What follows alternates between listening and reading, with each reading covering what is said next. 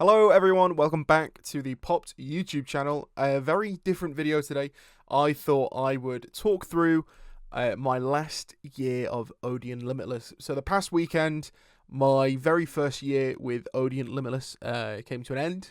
My annual pass expired, just renewed it, and I thought I'd talk through the 45 films that I watched this year with my membership. Basically give anyone who is unfamiliar with Limitless a sort of introduction. Limitless, you pay a monthly fee. Now, Limitless has two tiers.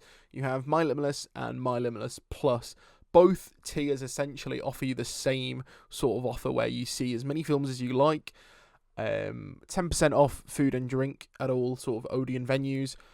They do extra screenings, so they regularly offer myLIMITLESS screenings. The baseline sort of benefits for both is as much cinema as you like throughout the year. There's no sort of periods, blackout periods. You can use it whenever you want. I think there's a maximum of maybe 4 bookings on your account. And then the only real difference between the normal sort of tier and plus is any form of... So it says here, the upside of going for Plus is you get the inclusion of being able to visit Odeon Lux cinemas. So I think Odeon Lux cinemas are the ones with like the nice recliners, both electric, but also the actual, you can just sort of lean back like a lazy boy, as well as infinite premium screen upgrades for iSense and 3D. So iSense is Odeon's own sort of premium format, bigger screens, better sound quality. And then the only time you have to pay extra on that top plus tier is when you're going to see a film in IMAX or Dolby.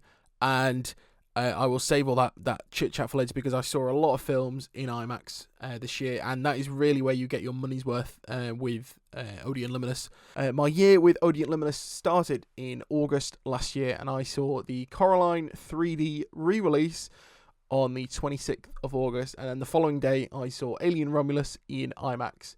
In September we had Beetlejuice in IMAX, and then the following week the first Scream Unseen I saw was The Substance. Fantastic film, highly recommend it. The following week I saw Speak No Evil, then we saw Transformers 1, Never Let Go, which was a really, really bad film with Halle Berry. And then to top it off, at the end of the month, we had the Terrifier double bill. So already we're looking at 8 films in 2 months. And I reckon if you're really wanting to get your money's worth, it depends on the sort of the base price at your cinema. So my local cinema now, it's on average about £7 a ticket. For a sort of standard showing. So if you're paying for that plus, you're going to have to see at least 3 films a month. In October, we had 2 IMAX films. I saw Joker 2 at the start of the month, and the less I speak about that film, the better. We then had The Wild Robot, which I absolutely adored. DreamWorks animation, just smashing it out of the park. After that, we had Terrifier 3, then Smile 2, Venom 3. I saw that in IMAX 3D, which was really odd. I think on opening day, the only showings that I could make were the 3D IMAX sort of screenings. And after seeing Superman in IMAX 3D, I sort of was willing to give the format another go. But for me, Venom 3 wasn't the most ideal IMAX 3D film to watch. And then finally, I saw Heretic at the end of the month. Again, really fun film. Hugh Grant, Sophie Thatcher, horror, just great. Really sort of nice way to end the month, especially on Halloween as well. In November, my sort of cinema trips took a huge decline from seeing 6 films in a month, 2 months on the trot. I only took 2 trips in November, and that was both to see Wicked. I saw Wicked in IMAX first, and then the following weekend I went to see it again. December, again, sort of, I think at the time work got quite busy. I had an assignment due for January and I really wanted to focus on getting that done. I know I sound like a proper geek. But we had Moana 2 in IMAX. We had Mufasa, The Lion King in IMAX, and then Better Man as well. The new year came and Nosferatu was in cinemas, so I saw that. And then went to see A Complete Unknown in iSense. It's obviously Odeon's very own premium format. I must say there are sequences in that film where actually it really helped having an improved sound system in the theatre. A lot of the concert scenes with Bob Dylan, and he's at festivals, and you can really, it's almost as if you can hear the audience behind you. I then saw The Brutalist, shortly followed by another Scream Unseen, and this time it was for the AI robot companion film, funnily enough titled Companion. In February, we had another Scream Unseen. This time it was for the rom-com. Well, it was more of a horror, a romantic horror, Heart Eyes. Then we had Captain America Brave New World on the 16th of Feb. And then my next double bill was animal-themed, beginning with Dogman and ending with The Monkey.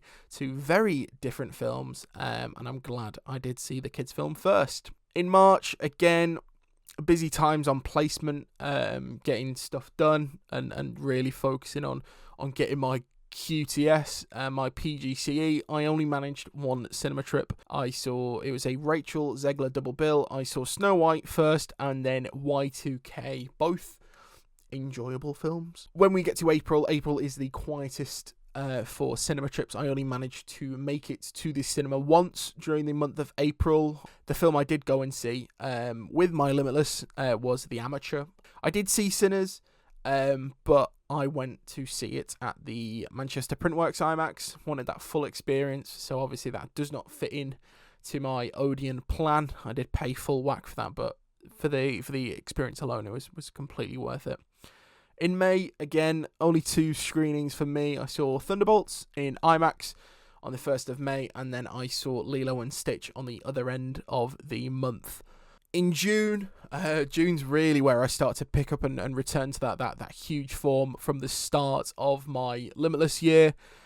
We saw How to Train Your Dragon in IMAX, and then straight away, literally film finished, walked into the theatre for Final Destination Bloodlines. We had 28 Years Later. I saw that in Dolby. That was my first time watching a film in Dolby. I think, actually, no, that's a lie. I saw Avatar: The Way of Water in Dolby 3D. And then straight away, again, double billed it. I saw Elio straight after. And then the following week, I went to watch F1 in IMAX. July, I saw Jurassic World Dominion in Dolby again.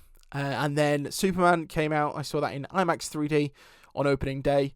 And then I saw it again on the 26th of July in Dolby. 2 weeks later, The Fantastic Four First Steps came out. I saw that in IMAX on opening day. And then on the 26th, I saw it in IMAX again. And then finally, the final 3 films I saw this year on my Limitless. I saw The Naked Gun at the start of August. That was really fun. I then saw Superman a 3rd time.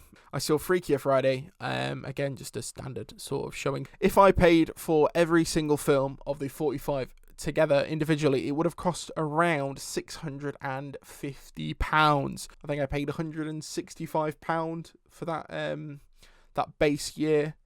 I think if you go through Odeon, it's maybe about £219. So already saving £50 on that was a huge win. In terms of paying for upgrades, whether that was IMAX, Dolby, IMAX 3D, I paid £86 on top of the initial £165, which meant I've spent £251 this year on my cinema sort of trips. If we add that all up, subtract the actual cost, my net spend versus paying full price is £397.33. So if we call it £400, which makes the essentially, I've paid £5.58 per film this year, which you're going to get your money back on seeing any film in a premium format, which is why it's so worth it. Obviously, I've seen, I think, 13 films in IMAX this year, 3 in Dolby, so we're looking at 35% of my plan, my year, has been in premium format, so that is really where you're going to get your money's worth. As always, continue supporting Popped on YouTube, on our X page, as well as the website. Everything is linked down below. Once again, thank you. We've got Peacemaker coverage on the website as well as on the YouTube, so make sure you are checking all that out. That's it for me. Let me know what films you've seen over the last year in the comments below, and we will see you very soon for another Popped YouTube video. Thank you. Take care.